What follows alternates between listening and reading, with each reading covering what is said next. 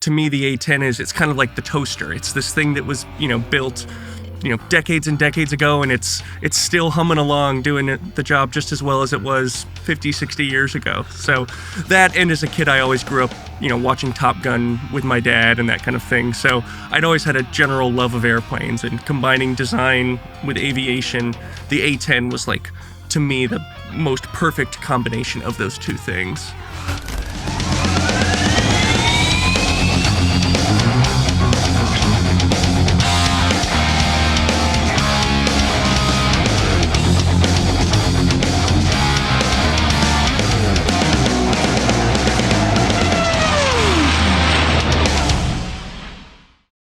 Hello and welcome to the Fighter Pilot Podcast. I am your host, Vincent Aiello, and my guest today is Mr. Hal Sundt. He is the author of Warplane, How the Military Reformers Birthed the A10 Warthog by Lions Press. Hal, welcome to the show. Thank you. I'm excited to be here. I'm a fan of the pod, and it's a bit surreal to be on, so thank you for having me. Well, this is where the magic happens, yeah. So we're glad to have you. But you or somebody did send me this book, I think a few months back, and it sat in my list because I get a lot of books, but it percolated to the top, and once I opened it, I couldn't put it down. I really enjoyed it, so thanks for that. And you even say in the author's note, and I want to quote this to get you right, you have never flown an airplane or served in the military, and you said that you opine that this is not the first book on the A10 and likely will not be the last. So let me ask you, what inspired you to write this book in the first place?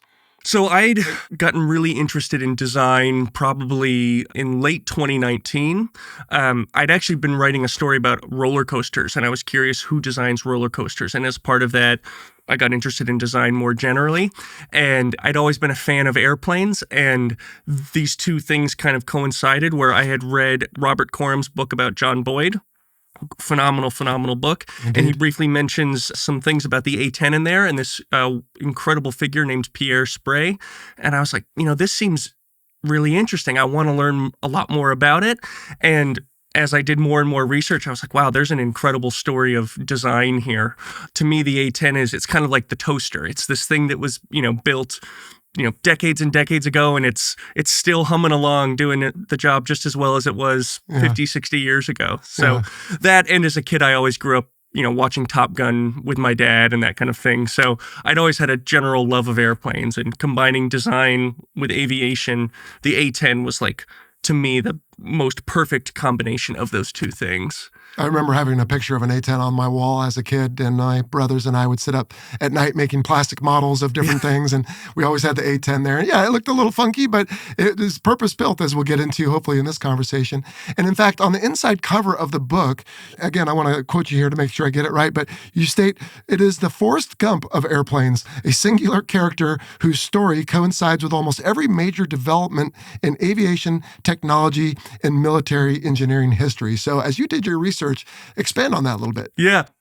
So that's when I thought there might be an idea for a book about the A10, and I needed basically a one-sentence pitch to get, my audience interested. A pitch that was true, I didn't just make it up, but as I thought about it, I was like, wow, if I need to understand the A10, I need to understand, honestly, going back to trench warfare and World War I, and then how we developed bombers and all of these different things. And I was like, this airplane, as it moved through history in its development, and the folks who designed it, they connected to all these major moments in history. I mean, Pierre Spre, who was kind of the guiding spirit behind the A10, he worked for Robert McNamara's Whiz Kids. And I realized, well, I need to understand, who the Whiz Kids were and what they were about. And that required me to understand operations research in World War II. And as it developed further, I was like, wow, I need to understand, why did we build an attack plane? Why was it hard to build an attack plane?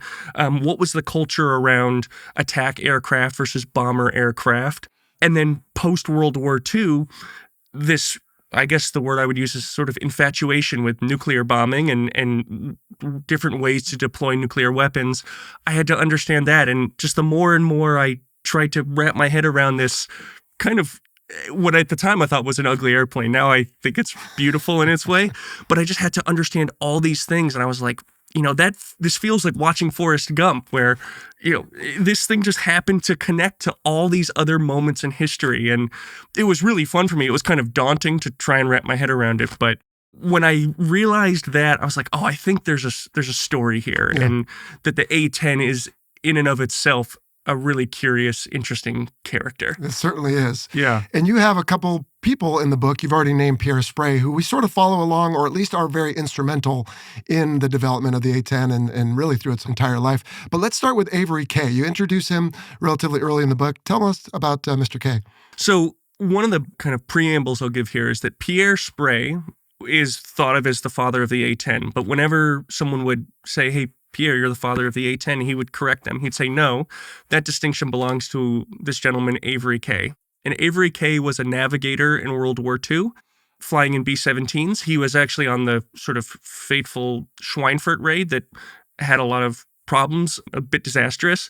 But in his military career, he found himself in this unique position in the early 60s where he had helped negotiate the contract between the Army and the Air Force to transfer all of the Air Force's, or the Army's fixed-wing aircraft to the Air Force, and the Air Force gave the Army their helicopters. And then he felt this kind of crisis of faith where he's like, are we giving the troops on the ground the close air support that they need?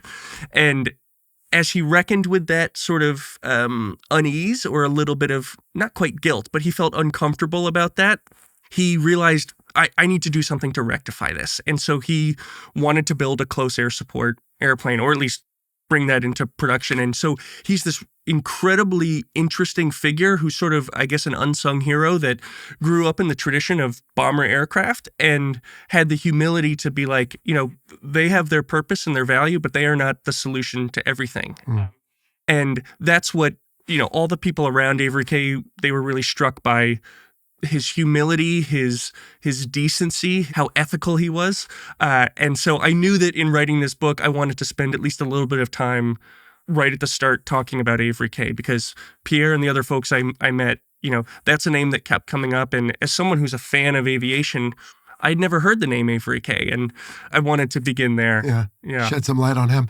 And it's interesting what you talk about there, because there were so many parochial bomber guys in the Cold War, and it really was a bomber air force for a long time. And here was at least one person who bucked the trend a little bit and said, hold on, it can't be the only thing we're doing. We need these other aircraft. Right. Okay. So then he brings on Pierre Spre, who you've mentioned a couple of times, a big character, and like you said, mentioned in the John Boyd book, which I also very much enjoyed. And tell us who Pierre Spre is. Just this remarkable man. His family fled France in the early 40s. They flew out of Casablanca, and he would say, just like in the movies.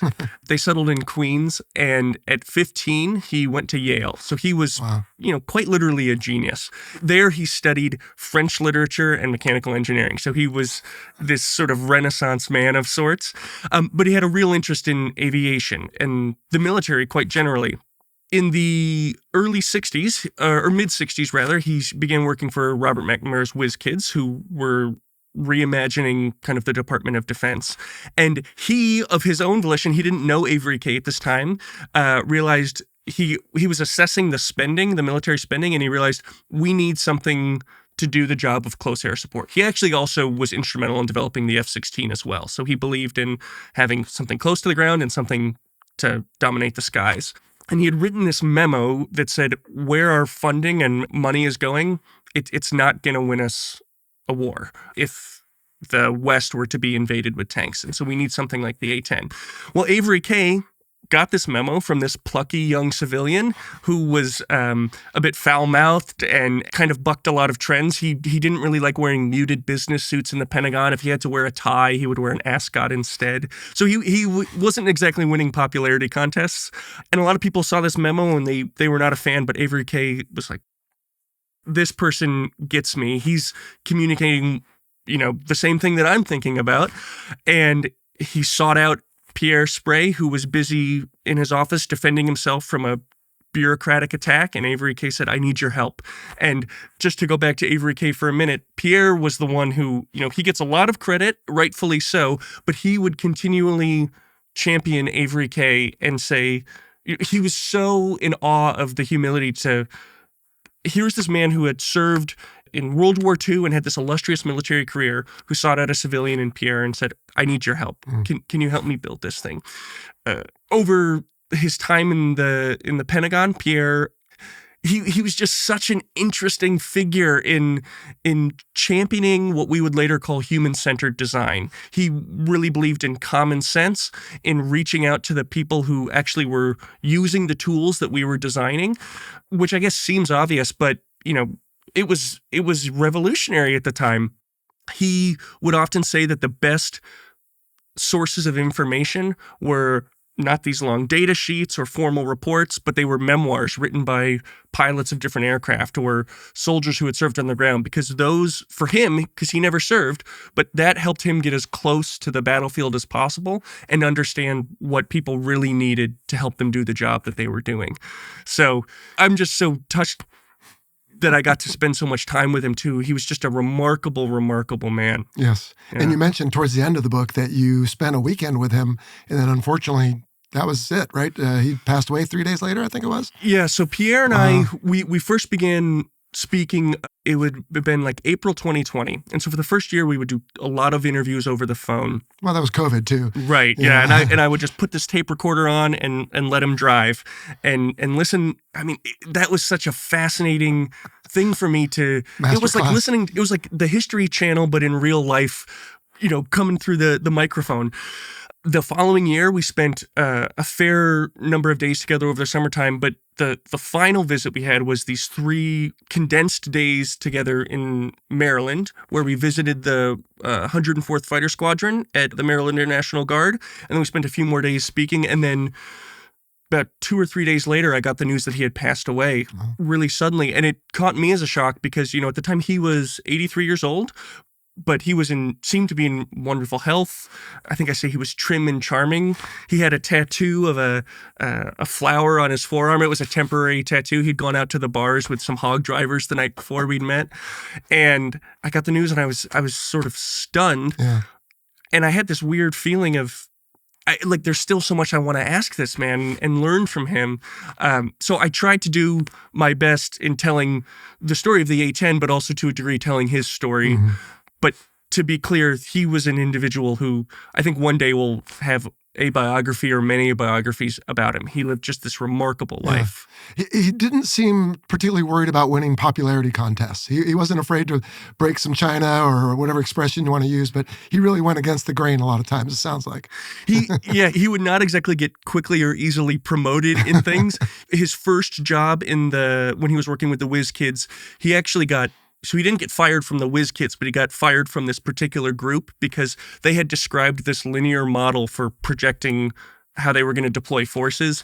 And Pierre had studied linear models in graduate school. He studied systems analysis, and he walked in and he said, "That's not going to work."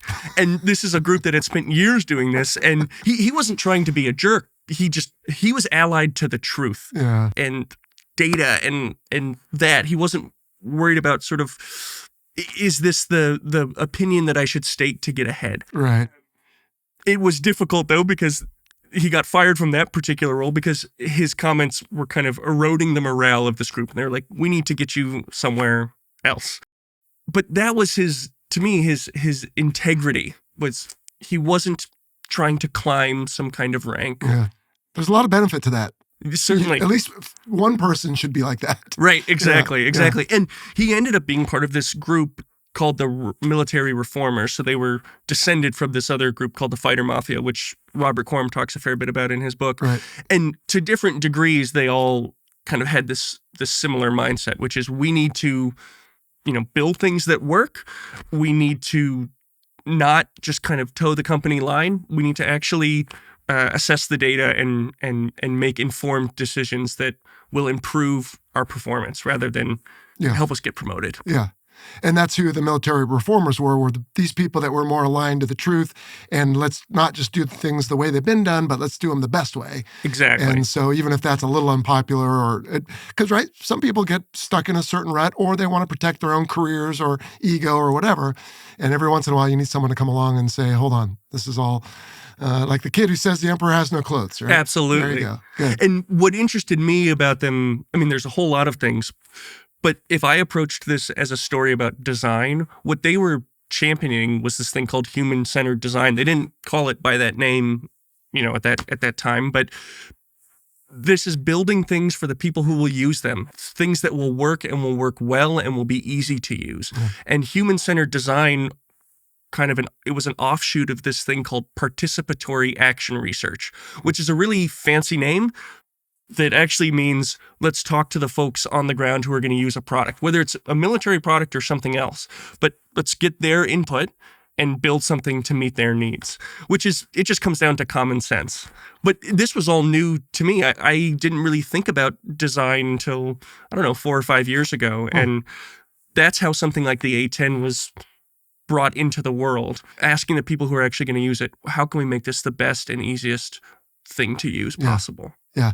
Well, and so let's get into some of that development and how it was, in the case of the A10, different than really how things had been done before. Yeah. And let's start with, again, we already kind of hinted to it, but the Air Force at the time was either very bomber-centric or was starting to move into being very fighter-centric. Mm-hmm. Did anyone even want a dedicated attack close air support type of platform at that point?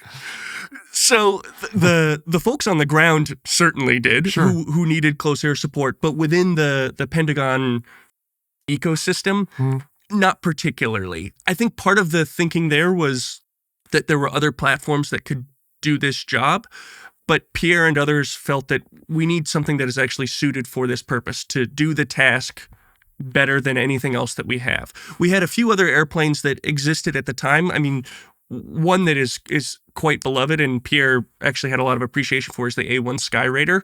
It was an airplane kind of caught in between these moments of history where it was built like at the end of World War II. And if you know what the A1 looks like, it kind of looks like a P-47. I mean, it seems very much a World War II aircraft. And between World War II and Vietnam, we didn't really have a suitable sort of dedicated attack airframe. We had the A4, but the A4 was actually originally designed for low-level, high-speed nuclear bombing. Mm-hmm. And then it's turned out to be an amazing aircraft. But there was a gap there, and we needed something. But it was not a super popular idea at the time. Yeah. Well, they looked at, as you said, the A1, according to the book, the P-47 and others. But one thing I really liked, and I just happened to see this recently on social media anyway, was the analysis they did in World War II of, I guess, some of the bombers that came back. And they looked at all the holes and they said, well, where should we put armor? Because look, all the holes are in the wings or in the fuselage. And it took someone like a Pierre Spre type of character to say, well, hold on, you're making assumptions. You have to think about your assumptions because you're thinking this is a fair sample, but in fact, all the bullet hits in the engines on airplanes that didn't come back. Exactly. So it really took some of that type of analysis to get this program started on the A-10. And it's why, folks from afar would ask a question like, well, what does sort of a mathematician, who are they to build an airplane? Or who are they to inform this? And it's, well, the mathematician's mindset, and I'm not a mathematician. I think if I was in that room, I would think about just adding armor plates to the fuselage of an airplane. But a mathematician's like, hey, no, where we need armor is on the engines of these bombers because these are the ones that made it back. That's the variable that has changed. Right. So that informed ultimately the development of something like the A-10 where it needed to be ultra survivable. At that time, there was not a dedicated attack airplane like the A-10. What there was and what was a growing popular idea were attack helicopters. And it's sort of true, but also a bit apocryphal in a way that the story of why the A-10 was built was actually, it wasn't to destroy tanks or to provide close air support, it was to destroy a U.S. Army helicopter. And that is that in the late 60s, the Army was feeling like they were not getting adequate close air support, and they weren't. And they said, well, we're going to build something to do the job ourselves. And they wanted to build this really sophisticated advanced helicopter called the Cheyenne that actually could go faster than current Apache helicopters now.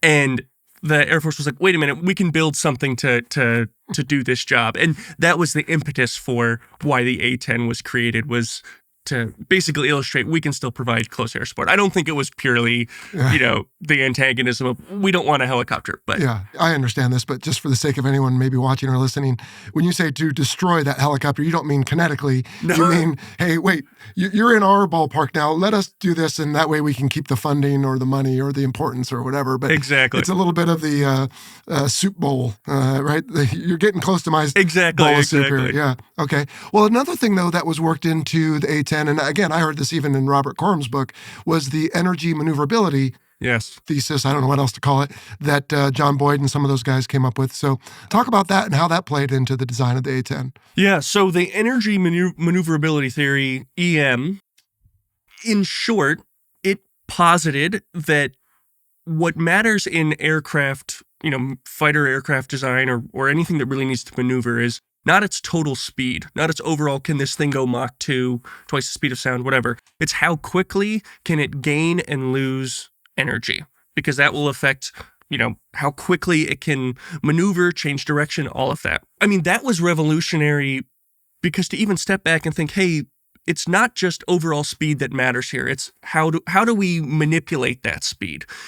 With the A-10, they had another, I think, kind of revolutionary idea with speed, which is that sometimes being fast in general is not a benefit to the pilot or to the folks that you're serving. So with the A-10, the EM theory would have informed it, but what the offshoot of that is that they realized the greatest asset that this airframe can have is for it to fly slowly. And that the slower it can go, the more valuable it is. And while there was, a trend and a fascination with going as fast as we possibly can, the folks who designed the A-10 said, what we need to do is figure out how can we make this even slower. And now an A-10 it goes slower than at its top speed a commercial airliner that you would take from like Cleveland to Chicago. I mean, it is not a fast airframe at all.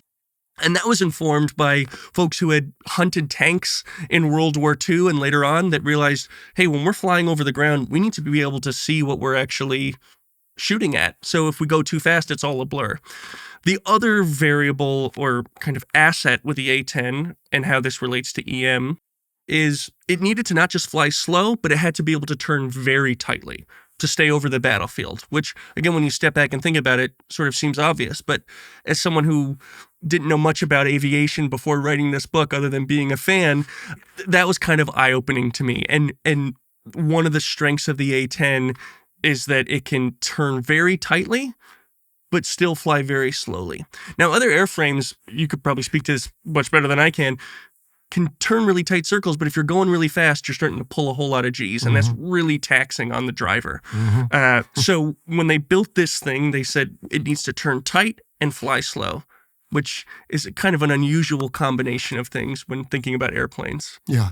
Well, and I think what's interesting about this is prior to this, as John Boyd was developing this theory, it was, let's look at airplanes like the F-100, yes, and now let's map out what the performance is. And now they took it and flipped the script. Hey, knowing what we want the performance to be, what would be the right shape of the wing or the right weight of the aircraft or the amount of thrust that it needs, et cetera. So it really wasn't so much an analysis of what we have, but an impetus for how to design the aircraft. Absolutely. Yeah. And it's so, an example of that, how that can yield very different results is that produces something like the A-10, which is not particularly sleek, but it also produces something like the F-16, which is, if you look up, I think, sort of fighter jet in the dictionary, an F-16 is the photo that you would see. It's the image. Yeah. Yeah. Well, and to a degree, the F-15 as well before Absolutely. It got very gold-plated, but still very successful. Just not what the reformers had in mind necessarily as everything else got added to it. Yeah, someone like Pierre, I think his critics would say he was a bit extreme in wanting things to be single-purpose built, very streamlined. A jet he really admired was a British airplane called the Gnat, which was very, very, very tiny, but in his mind, smaller, more streamlined, lighter weight. Not for every mission, but for the missions that he had in mind, that was an admirable quality to have. Another thing that I read that was intriguing about the book that was different about the A-10 was, in the past, as I understand, the military might go to the industry and say, we want an aircraft that can do this. And speed was definitely sexy at the time. We want it to go Mach 3 and be able to, land on this length of a runway or shoot these kinds of missiles or whatever. And so then they would build it and you get what you get. Well, in this case, in fact, Chapter 7 is even fly before buy. So now, instead, we have two prototypes. They're competing, and we'll have a winner, and that will become the result of the AX program. And in fact, it was the A-10, not the A-9, as I understand. Yes. But that also was different, and I think it started around this era. Yeah, prototyping had been around for a long, long time. But what was new for how they were developing the A10, there were two contractors that they were deciding between, and those models would be the A9 and the A10. And they said, we don't want to just fly these things against each other. We want it to be competitive prototyping, which means, and Pierre was very adamant about this, we want to have gunnery competitions, bombing competitions, and most crucially, survivability competitions. So they, as they were testing these different airframes, they brought in pieces of the airplanes, a wing loaded up with fuel, and they said, we're going to shoot this with bullets, with guns, and we're going to see which one survives better. Does this thing light on fire more easily? Do these engines fail more quickly? And crucially, Pierre said, we're not going to use surrogate Russian weapons. He said, and I don't know how they procured this exactly, but he said, we're going to get Russian weapons off the black market and use those to shoot at these airplanes. And that's what's going to determine which is more survivable, which is more durable. So it was this relentless competitive prototyping, not just building two models and seeing which performed better quite generally. They wanted to put it through the ringer and come away with to be as certain as they could, how would this thing perform and fare in a hostile environment. And I love the part in the book, and not just in a hostile environment simulated in some sterile laboratory, but no, let's put it out on some range, maybe even get an engine off a bomber to make a bunch of wind so it looks like it's flying, and then literally shoot the thing hanging off a crane or whatever up in the sky and see what it does. So they were very rigorous about it, sounds like. Yeah, rigorous and so practical. There was another guy who was descended from this reform movement. His name was Bob Dilger.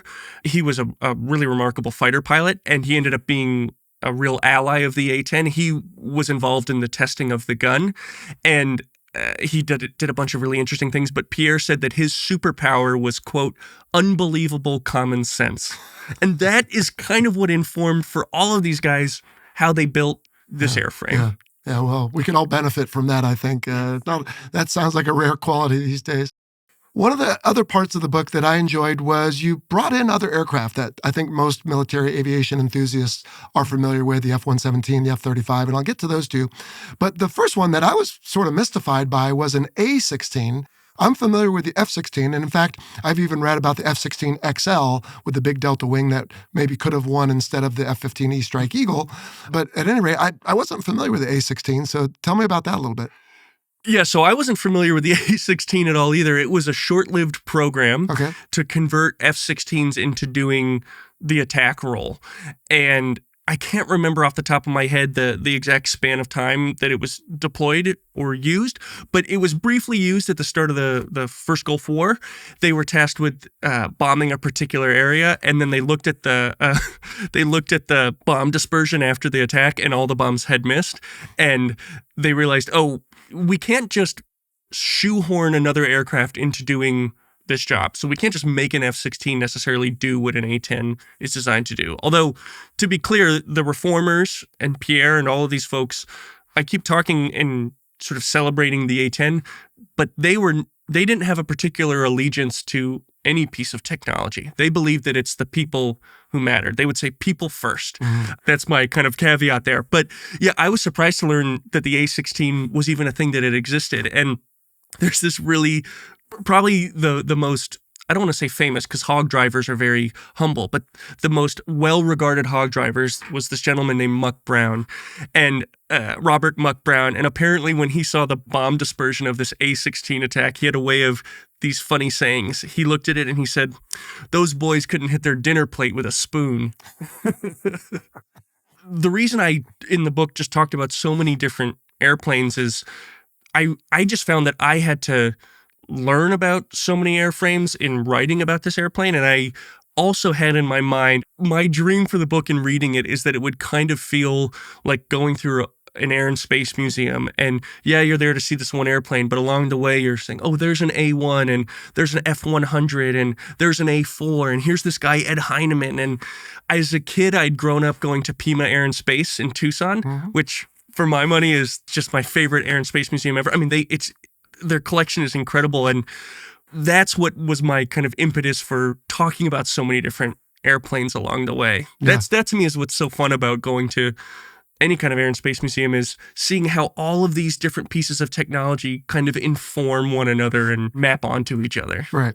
Well, and when I read the part about the F-117 and its performance in Desert Storm, I got the sense you were making not so much a comparison to the A-10, but some of the rigorous mindset that some of these folks that you characterize in the book were taking, and not just believing what's being said, but what's really the underlying story here. Mm-hmm. And in that regard, you reveal some maybe data or suggestions that F-117 wasn't really quite as magical as everyone painted it to be. That was eye-opening for me. So I had a chance, one of the individuals I spent a lot of time interviewing was a gentleman named Winslow Wheeler, who is kind of a descendant of this military reform movement. And he, at the time, was working for the Government Accounting Office, the GAO, and they were assessing the performance of the F-117 after the Gulf War. As a kid, I grew up watching all these VHS tapes of aviation in general, and for the first 25 years of my life, sort of assumed that, the F-117 was the apple of our eye, particularly in the early mid-90s. And to be clear, it did do a lot of effective things. It's not a bad airframe by any means, but the military reformers were skeptical that it was this panacea for bombing in general. And when they went back and looked at the data, they realized that, the survival rate of the F-117, yes, no aircraft were shot down, but relative to how many sorties they flew compared to, frankly, something like the A-10, statistically, there was not really a difference in overall survivability rate. And so it was Pierre who I believe said during a congressional hearing, it seems that, quote, the stealth is not all that stealthy. That demystified a lot of aviation design for me personally. Yeah. Again, to be clear, though, these folks were not saying that the F-117 is a bad airframe, but they said it is one piece of a larger force structure. And something like the F-117 in the early mid-90s, it could do its job, but it couldn't do it alone. And they didn't believe that any airframe could do their job alone. They championed something like the A-10, but it's not like they believed, all war can be fought with just attack aircraft. Pierre, he helped inform the design of the F-16, and he loved the F-5. So I know we were just walking in the studio here, and I saw you have an F-5 in the hangar, and he loved the F-5 Freedom Fighter. I mean, his allegiance was to the truth, but also to just streamlined, focused design. Yeah. In that regard, you mentioned in the book that in some ways he actually was a little bit disappointed with the A-10. He thought maybe it was too big, a little too heavy. So even something that he had such a big fingerprint on wasn't purely nirvana, I guess, in his mind, huh? That was eye-opening for me, too, is I learned shortly after the A-10 entered service, in the late 70s, Pierre was already thinking about, how can we build a successor? He wasn't alone. There was other folks, including a gentleman named Chuck Myers, but they were already thinking about how can we make this thing better? And Pierre would say years later, when I was interviewing him, he was kind of embarrassed that we still had the A-10 and there wasn't a suitable successor to it. Now, there's a lot of things that he really admired about it. He didn't think it was a bad airframe by any means. It's the best at what it does. But he felt that we should constantly be improving these things. He wished that the A-10 was smaller, that it wasn't necessarily faster, but that it could accelerate more quickly so that it had better escapability. He felt we could have actually more in the air kind of circling all at once. His blueprint for what an A-10 could be would be sort of like this airplane, this British Gnat, these very small aircraft. Yeah. So I have to think then the development of the F-35 must have just driven him crazy, because here we have a man who's championing, dare I say, single mission aircraft, cheap, easy to fly, low technology, make a lot of them. And along comes this program, which I don't want to make this a referendum on how well or not the F-35 has performed. And I've had guests here on the show who feel very strongly that it's a very good aircraft. I've heard even a soundbite of him reacting to the F-35, but that must have just driven him crazy. And you do mention the F-35 in your book. Yeah, Pierre was not a fan of the F-35 at all. However, I can go into some of his critiques of it. I agree with you. I was able to talk with, in particular, some hog drivers who have flown the A-10 and then have also flown the F-35, and they had a lot to recommend about it. And I think that the sort of surface level conversation of, the A-10 is great and the F-35 is terrible, a lot of folks who have flown both airframes, wouldn't align wouldn't draw that line in the sand. It's that they're built for different things. Pierre believed that you design something for a particular mission, and then if it's really well designed for that mission, it can also do other things. So the A4, he thought was a great example of that. He said it was, built for low-level, high-speed nuclear bombing, which, am I allowed to swear on this? Absolutely. He called that, these are his words, an utterly dumb shit mission or horse shit mission, which, by the way, those were his two favorite descriptors. That here's this brilliant man, and he would constantly say, that's a dumb shit thing or whatever. So he didn't think that mission was all that great. However, he felt that it was really well designed for that mission. And it just so happened that then the A4 was able to do all sorts of other things because Ed Heinemann, who designed the A4 and the A1 Skyraider, was a brilliant designer. So how that connects to the F-35 is to set out and immediately design something to do lots of things all at once. Pierre just fundamentally didn't believe in that ethos, that mindset. How can you design something to be excellent at a whole bunch of different things? You design it to be excellent at one thing, and it may happen to do other things well, too. But I think he also lamented, frankly, the cost of the Joint Strike Fighter program and all of that. Yeah, he was a very outspoken advocate against the F-35. Yeah, for sure. Well, so the A-10, birthed in, dare I say, some degree of controversy. Not a plane anyone really loved or wanted, but here you have all the story that you outlined so well in the book.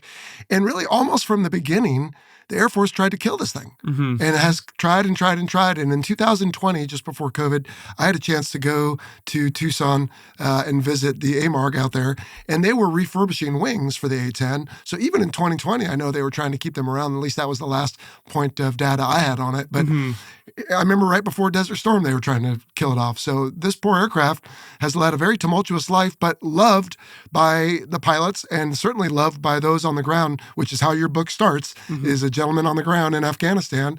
And an A-10 basically is the cavalry that saves the day. And so everyone who makes policy or is in the Pentagon seems to hate it. Everyone who's in the trenches or in the cockpit seem to love it. That's part of the irony to me.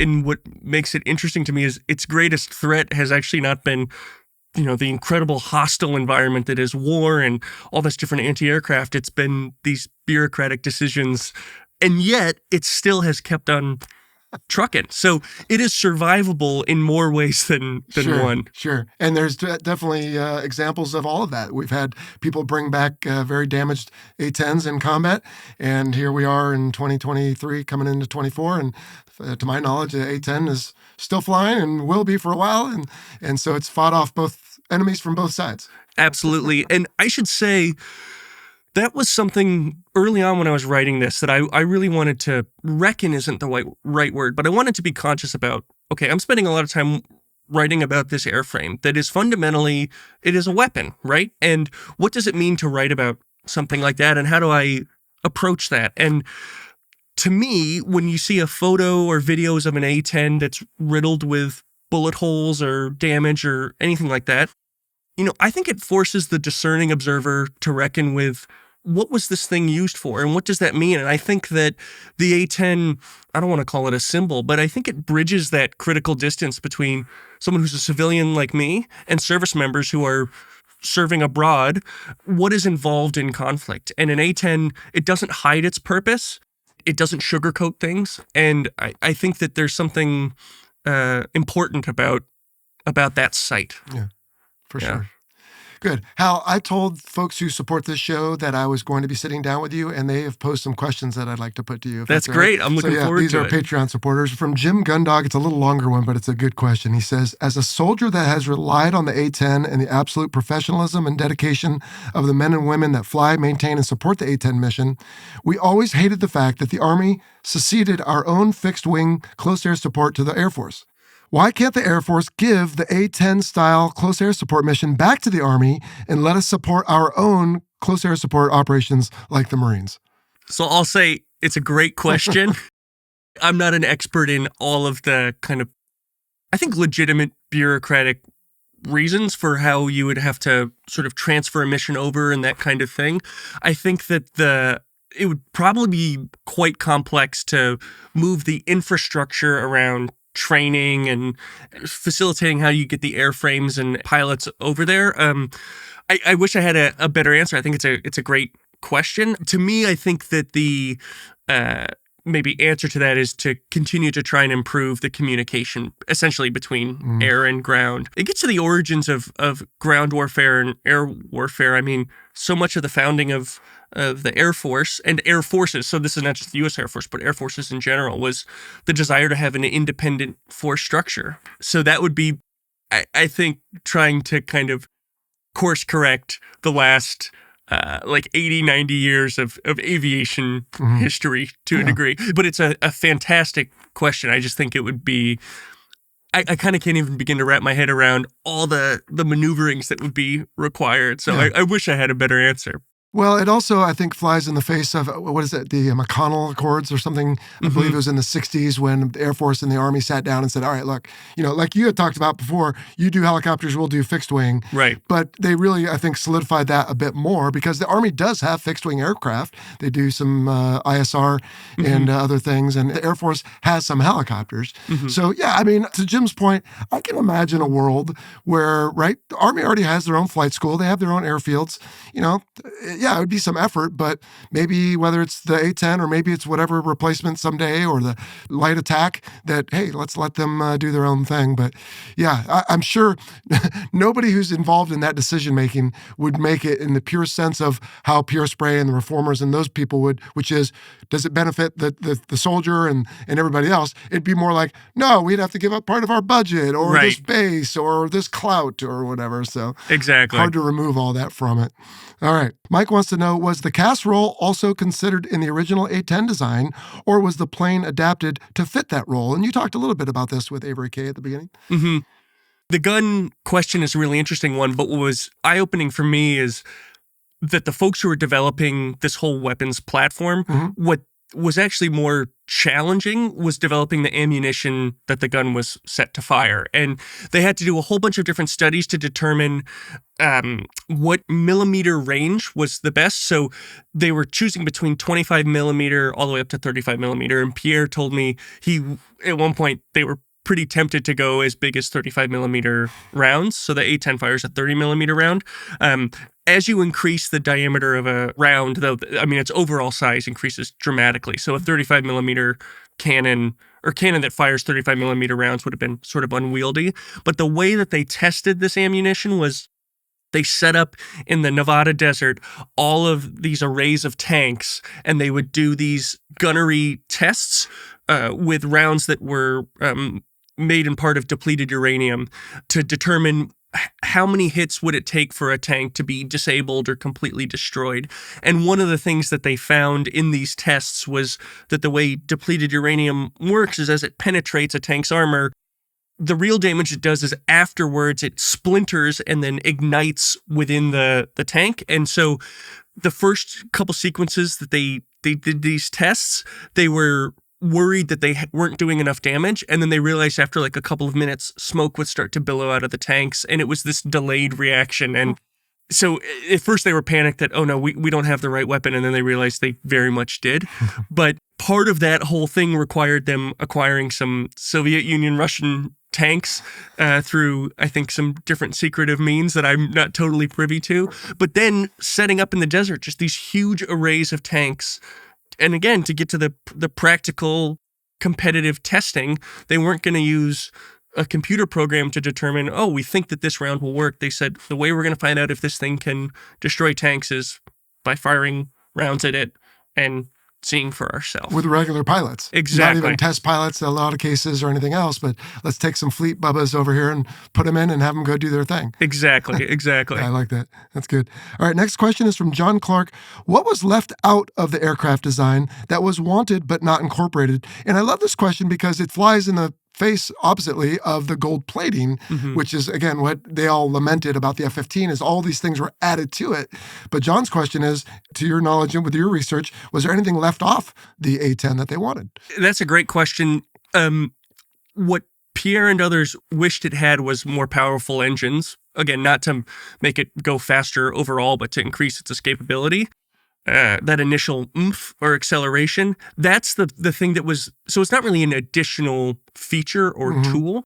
However, there were a lot of things after it was initially designed when they went from the A10A to the A10C in the early 2000s to make it much more sophisticated. And I don't think at the time there was a lot of clamoring for, hey, we need all these different pieces. But as the theater of war evolved and changed over the 25, 30 some years that it was initially in service, they realized this thing needs to be upgraded pretty significantly. And I had a chance to talk with some folks who were involved in that upgrade process, particularly in the early 2000s.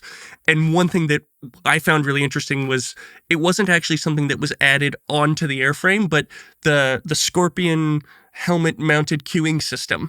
So basically a much more advanced helmet that the drivers would wear. I mean, they did a whole lot of other things as well, but it was this really advanced helmet that they were wearing in this otherwise, kind of not archaic aircraft, but rather low-tech aircraft. Yeah. Well, for target acquisition, targeting, sharing information on the battlefield, things like that. Evidently, I'd never actually had a chance to fly with one of those helmets, but I'm told that it really can increase situational awareness and that data sharing between platforms. Jevin's question is, did the experts you interviewed for this book express optimism that the A10 would continue to play a role in the current era of great power competition with increasingly sophisticated threats arrayed against it? And if so, how? I think you actually just pretty much talked about that. Yeah, that's a really interesting question. I think because it sort of gets at two things, which is one is something like the A10 still relevant and useful in modern war. And I think by all accounts it is not invulnerable. I think that there are certain landscapes where it would maybe not fare as well, but they have optimism that the mission of close air support is still very much a needed one. The future of the A-10 is much more precarious. There's not a sort of, at this moment, a viable replacement or successor for it. And that force structure is dwindling a bit. But in terms of its usefulness in combat, they still very much believe that it is. And so optimistic in that regard. Yeah.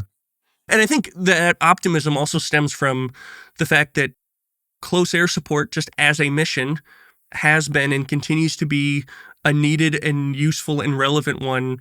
It's been that way for 70 some years now, 80 years. Yeah, good.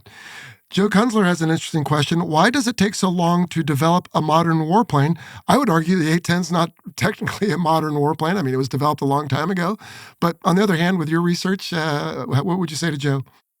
I love that question for a few reasons. One is that it has me think back to history. And the way that the A-10 was developed, it was actually developed rather quickly. I think it was, from the time it was initially a germ of an idea in not even Pierre's mind, but Avery K's, to when it rolled off the production line, it was like maybe 10 years total. So I think that's a relatively short amount of time. But I was really interested in writing this to learn or to see that, particularly in the 50s, the rate at which we were developing new airframes and innovating and building on them, I mean, it was kind of astounding how quickly that happened. I think that in recent years, it probably takes so long because it costs so much, frankly, to build something. And there's now so much money that goes into any individual program. And what's good is that there's a whole lot of systems of checks and balances. But, it just, when there's that much money involved, you have a lot more eyes on a project to make sure that how that money's being spent, which again is a good thing, but it slows that process down quite a bit. One of the benefits for the folks who developed going from the A10A to the A10C is because they were not particularly well funded. They also then didn't have a whole lot of eyes on everything that they were doing, and they weren't doing anything secret or whatever, but they were able to kind of expedite upgrades rather quickly through these different appropriations. There's one called NGRIA, which deals with Air National Guard upgrades, which are funds that don't need to go through the same kind of laborious approval process. That's kind of my answer. Is I think that as stuff costs more, the process gets slower and slower. Gotcha. If things are cheaper, there's maybe a little bit more willingness to take a chance on stuff. That makes sense. Yeah. Now, you said a moment ago there is no replacement. My final question is from Terry Alberta, who says, why no real replacement? Yeah, it's kind of the eternal question around the A-10 and its continued relevance and its struggle to survive. I think that, and I should clarify that I'm kind of offering this is my informed opinion, so I'm not speaking for any particular entity. I think that there is questions about what the future of war, for example, will look like. And I think that there are strong opinions that that future of war will be one that doesn't involve close air support. I think that someone like Pierre would say, well, close air support is in service of the folks fighting on the ground. And in the vast span of human history, every combat has ultimately been fought by the folks on the ground. And he was an empiricist. He believed in drawing conclusions based off of past experience. And so he would say, I think, that this will continue to be a need because this is how combat is fought. Now, I suppose the landscape of war could change to some degree, but so far it has evolved, but Sure. It hasn't totally changed. Well, and I think you could, again, look back at history and say similar assumptions were made in the late 50s, early 60s of all air-to-air combat will be BVR with missiles. Yes. So we need fast airplanes and long-range missiles. We don't need turning or guns. And I don't need to tell the rest of the story, but that's how, if nothing else, Top Gun came to be, because those skills were no longer available and those assumptions proved to be false. It's probably right, though. It's not as, if you want to be thought of as a, forward-leaning, dynamic, whatever, you're not going to just look back at what's happened. You're going to say, this is what the future, follow me. I know what the future will be. And so that seems to be the more sensational, maybe, is this is what we're going to do in the future. Right. Not just looking in the rearview mirror. Mm-hmm. So Absolutely. Humans don't seem to respond as well to that. Well, gosh, this has been a lot of fun, Hal.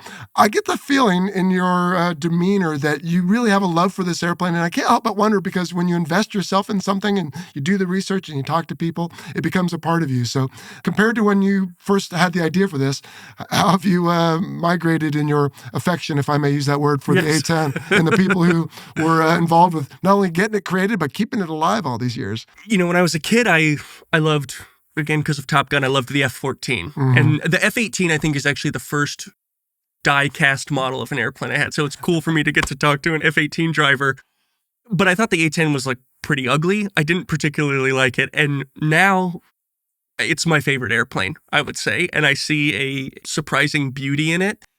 What I've been so humbled by from the jump, because of Pierre and then the generosity of so many folks, is how they've welcomed me and let me talk to them and to a degree talk on behalf of the A10. And I'm just grateful to even be, a small part of the hog community in all of these ways. And it's a really special thing for me. I teach writing as well. And I tell my students, when they're writing a long story, so they're not writing a book length work, but if they're writing a long sort of magazine style story, one of the rewards of that is that you get to become obsessed with something, and that obsession and interest, what you take away from it, that's the reward. Is for the rest of my life, I'll see an A10 and I'll see this story behind it. And I just think that's so cool. Yeah. Yeah. Good. Well, I hope the A10 community is thankful for your work, because, again, it's called Warplane, how the military reformers birthed the A10 Warthog. And I learned a lot about it that I didn't know, even having had a guest on the show talk about it and spent my life in military aviation. So I think people should go find it and read about it, because it's not only very informative, but it's very well written. So thanks for that. I know better than to ask this, but I will anyway. Where can people find it? Amazon, Barnes & Noble, wherever books are sold, independent bookstores, all of that. And I want to thank you for taking the time to read it. It's just really cool to have someone read the book and want to talk about it. Writing is a kind of a lonely thing, so when you get to chat with people about it. And speaking of grateful, I should just give a shout out here. So I've got a gift for you. Oh. This is from the 104th Fighter Squadron. It looks like the one you're wearing. It's the one I'm wearing, yeah. Very So good. this is of the Maryland Air National Guard. All right. I got to chat with a lot of hog drivers, but the folks from Maryland in particular were extremely helpful and really welcoming. And so I just want to give them a shout out there. Thank you. It's even my size. So excellent. I will wear it proudly. And now, so Hal, though, you're an author. That's your profession. Are you working on any other military aviation themed books? Not military aviation right now. I've got the inklings of an idea. I think I want to write a book about insurance because I don't understand how insurance works. Wow. And everyone I talk to, if I say, hey, do you know, how does insurance really work? They say, well, I think I know. And then I'm like, okay, well, explain it to me. I'm like, actually, I don't. Right. And I want to understand that world better. So it's a bit far afield, but that's kind of where, and I'm early stages, but that's what I'm interested in now. Well, I guess that's what's good is if something interests you, you go start peeling back the layers on it and find out something about it. And who knows, 10 years from now, if you're done with that book and on a podcast about insurance, because it probably won't be this one, no offense. You might also have a passion for, hey, this is what I learned. And oh, by the way, this is what people need to know about insurance. But in this case, we talked about what people need to know about the development of the A10, some of the characters behind it, and certainly why it's been tried to be killed off for so long and they've still not succeeded. I really love the comparison of the different types of threats, those on the battlefield and those in the Pentagon. So Hal Sundt, thanks very much. Oh, real quick, if people want to follow you or a website or anything like that? Yeah, so my website is halsundt.com, and through there, if you want to write to me or something, there's a little form, it'll send me an email, so I'd love to hear from you. Cool, well, good. Well, before I let you go, let's grab a pen here once we hit stop tape, and we'll get you to sign this for me, because I don't think you signed this one. I think it came straight from your publisher, so really appreciate you coming on the Fighter Pilot Podcast. Thank you for having me. Hey, thanks for watching this episode of the Fighter Pilot Podcast. I hope you enjoyed it and learned something new. I sure do every time. Now, in case we had some jargon there you didn't understand, go on over to fighterpilotpodcast.com, where we have a glossary, as well as musings, which are just our blogs, and some cool merchandise that you can check out as well. So we'll see you next time here on the Fighter Pilot Podcast. So long.